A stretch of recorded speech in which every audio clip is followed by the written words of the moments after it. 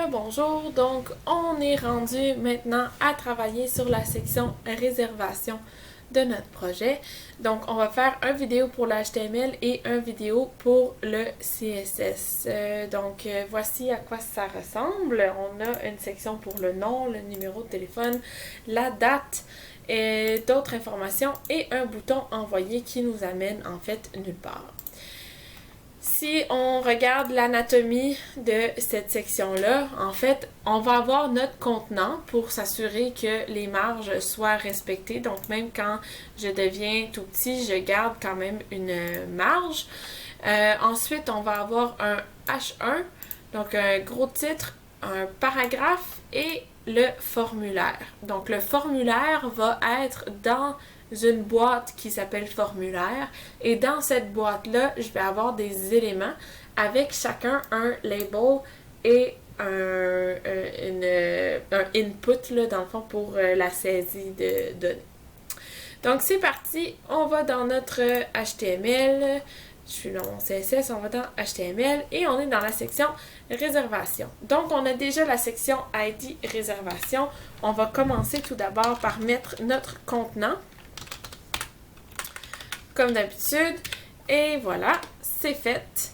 La première partie maintenant dans mon contenant, il s'agit de mon H3, donc de mon titre. On va mettre H3 avec une classe de réservation, barre en bas, titre. Le titre, on va ce qu'on veut marquer, c'est réservation. Cette fois-ci avec des accents. Ensuite, on veut un paragraphe d'à peu près 8 mots. Donc, on va mettre l'orem 8. Pas compliqué. En fait, vous savez quoi? On va marquer les instructions. Là, c'est pas plus compliqué. Donc, pour réserver une table. Et là, ça, c'est pré-COVID. Hein? Donc, pour réserver une table, remplissez le formulaire suivant. Voilà. Ensuite, on va mettre le formulaire. Donc, pour le formulaire, il faut que tout soit dans une boîte qui s'appelle Form. OK? Et l'action, là, pour nous, pour le moment, ça va aller nulle part. Donc, on met un dièse. On va ouvrir notre form et à l'intérieur, on va mettre les étiquettes et les entrées de données. Donc, tout va avoir un label et un input. La première chose, c'est notre nom. Donc, on va mettre un label. Un label, dans le fond, le français pour label, c'est étiquette. Donc, l'étiquette, c'est la partie qui est juste ici, là, comme le nom, le numéro de téléphone. Et le input, c'est l'entrée de données qui est la place où tu écris. Donc, label for, là, on va marquer form non. OK, pour le formulaire. Dans le label, on va seulement marquer non. Donc, ce qui est en blanc ici, c'est ce que l'utilisateur va voir. Ensuite, en dessous, on va faire un input. Le type, on laisse le texte. On va mettre un ID de form non. Et il faut aussi qu'on rajoute un name de form non. OK? Donc, encore la même chose. On va copier ça. Ici, on va le copier une fois. Oups, on n'avait pas besoin de ça. On va copier ça ici. On va rajouter un espace, voilà. Et à la place de nom, ici, on va faire CTRL-D, CTRL-D, CTRL-D. Donc, je vais aller sélectionner tous les noms et je vais mettre téléphone.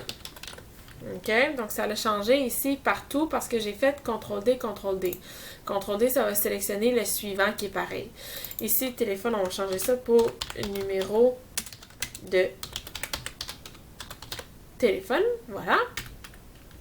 Le prochain qu'on a, on a encore un input. Le input qu'on va avoir, c'est le form barre en bas date. Donc, pardon, c'était pas le input, c'est le label. Je me suis mélangée. Pour form date. Dans, ici, on va marquer date de la réservation. Parfait. Dans le input, cette fois-ci, on va tout de suite lui donner son ID de form date. Et dans le type, on va mettre aussi une date. OK? Donc, ça ne sera pas une... si vous voyez là, si on retourne dans l'exemple, ici, c'est pas la même type d'entrée de données que ici. Ici, tu tapes quelque chose. Ici, tu sélectionnes une date. OK? Donc, c'est ça qu'on a fait ici. Donc, il nous manque le nom. Form date. La dernière chose qui nous manque, ben en fait, il nous manque deux choses. L'avant-dernière chose, c'est le message. Donc, on rajoute un nouveau label. Voilà, on va marquer form message. Dans le label, on va marquer avez-vous d'autres instructions d'autres informations, pardon. Avez-vous d'autres informations à nous communiquer? Point d'interrogation. Et on va rajouter le input. Et c'est encore un texte avec un ID de form message et un nom de form message. Pour récapituler, chacun de nos groupes ont un label et un input. On leur donne tout le temps, le label, il faut marquer il est pourquoi. Et il faut que le nom qui soit ici soit le même que le ID et le nom. Donc, on a en premier le nom, le numéro de téléphone, la date, l'autre message. Il nous manque une dernière chose, donc il nous manque le bouton qui va être un input class. On va lui donner, le type, ça va être submit. On va lui donner une classe de bouton et un value de envoyer. OK, le value, ça va être ce qui va être écrit sur le bouton. Donc, voilà, j'enregistre. On va aller voir, ça nous donne quoi. Ça, c'était notre exemple.